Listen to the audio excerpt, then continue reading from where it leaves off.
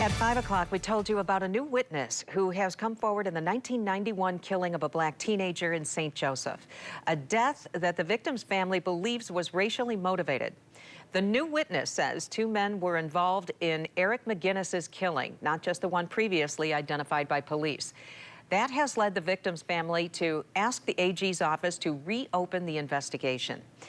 In part 2, Target 8 tracks down the man identified by the witness as the accomplice. Here's Target 8 investigator Ken Kolker now. Sue, just 2 years ago, the state AG called McGinnis's death into the St. Joseph River a homicide, not an accidental drowning as previously ruled.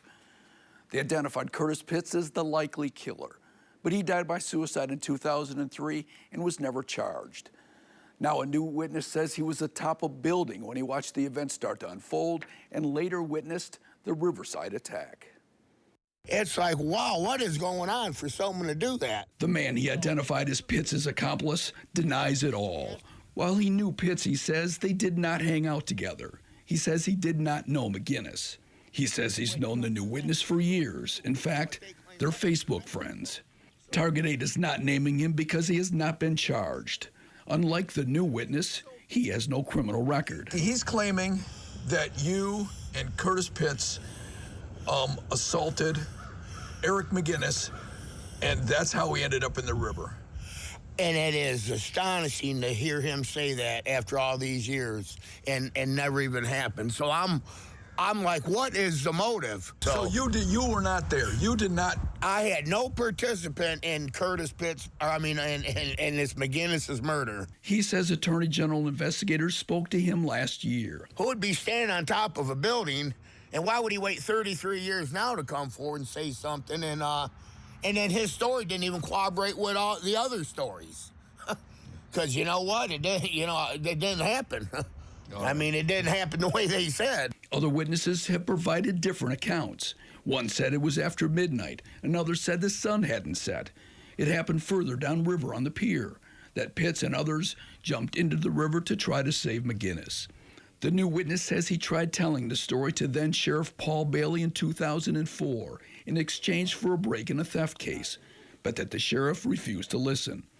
Bailey, who is now retired, told Target 8 he has no recollection of that. He called the new witness a con man. The new witness acknowledges he's been in trouble with the law, leading to time spent in jail and prison. State police records show a history stretching from 1996 to 2022 that includes drugs, repeated burglaries, fraud, and embezzlement. He says he was threatened by Pitts and his own uncle, who was a friend of Pitts, to stay quiet.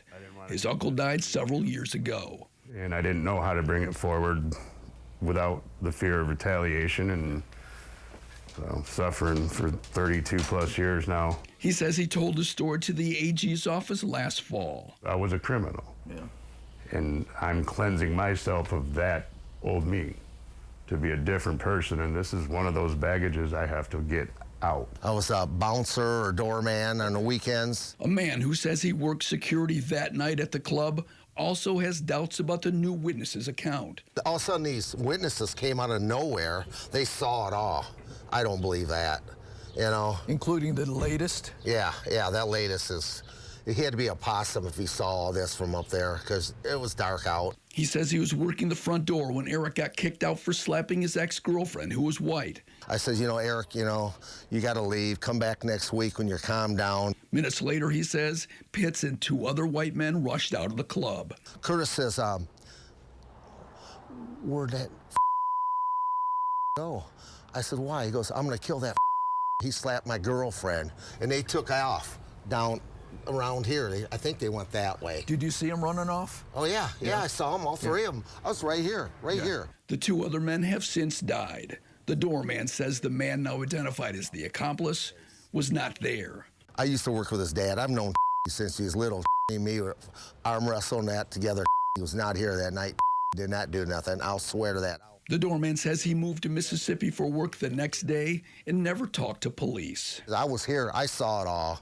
But I don't know why they never interviewed me or nothing. The man who recently came forward says he hopes his account leads to criminal charges. I don't have anything to hide. I don't gain anything by what I'm doing except the mental peace that I've been needing from this incident 32 years now. But you got no reason to lie is what you're saying. No, what do I gain? The AG's office said it plans to decide sometime next week whether to reopen the investigation. You can find our complete story at woodtv.com. I'm Target 8 investigator Ken Coulter.